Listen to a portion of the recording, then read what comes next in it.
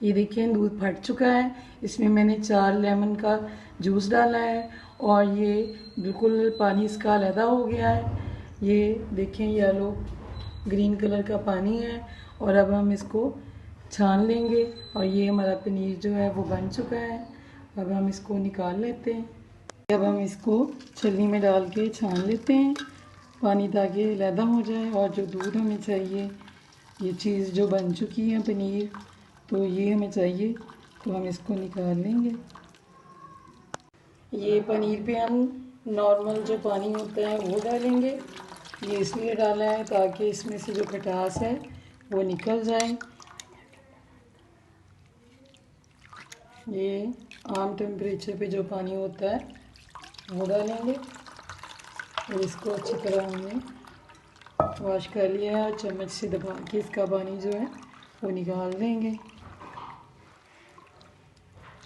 बिस्मिल्लाहिर्रहमानिर्रहीम। अस्सलाम वालेकुम व्यूअर्स, आप मुझे लाइक कर रहे हैं और मेरी वीडियो देख रहे हैं और आपके कमेंट्स मुझे पहुंच रहे हैं।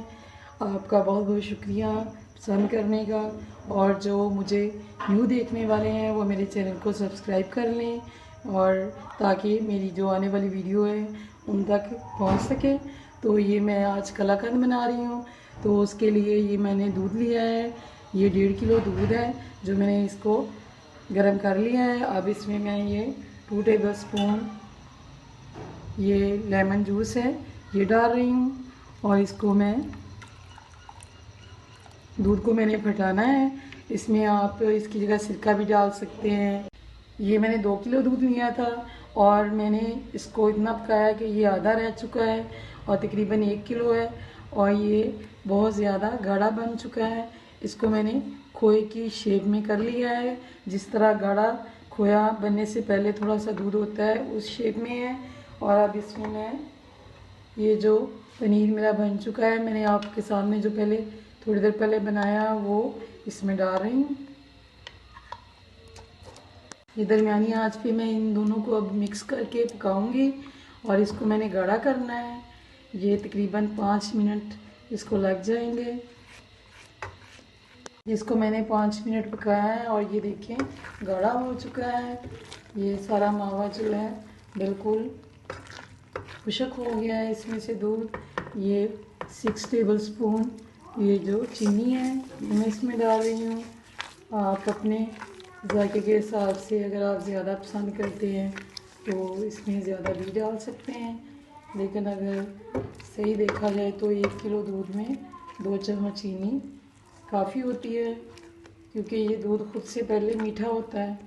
तो अगर ज़्यादा पसंद करते हैं तो 2 चम्मच आप और भी डाल सकते हैं। अब इसको मैं अभी पकाऊंगी और मैंने आंच जो है अब स्लो कर दी है और ये अब हल्की आंच पे ज़्यादा अच्छा बनेगा। ये बारीक कटे हुए बादाम है जो ये मैं डाल रही हूँ इसमें।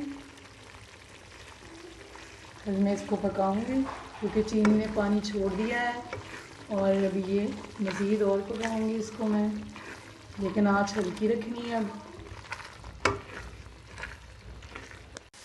ये चीनी और बादाम डालने के बाद इसको मैंने 6-7 मिनट पकाया है और ये इसका दूध जो है सारा खुश्क हो चुका है और ये थोड़ा थोड़ा जो है इसमें से घी निकलना शुरू हो गया है। अब मैं इसको फ्लेम को बंद करने लगी हूँ और इसको निकालती हूँ। ये डिब्बे को मैंने ऑयल लगा लिया है और अब इसमें मैं ये जो मैंने बनाई है कलाकंद इसमें डाल रही हूँ।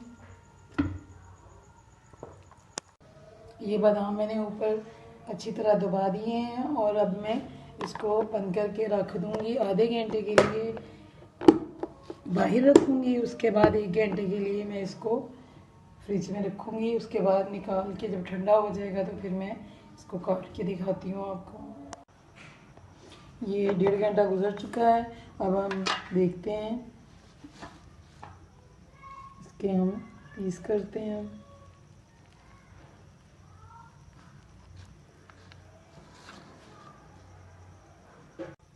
ये देखिए कलाकंद कितना प्यारा बना है और आप भी मेरे तरीके से बनाएं और मेरे चैनल को सब्सक्राइब, लाइक एंड शेयर करें।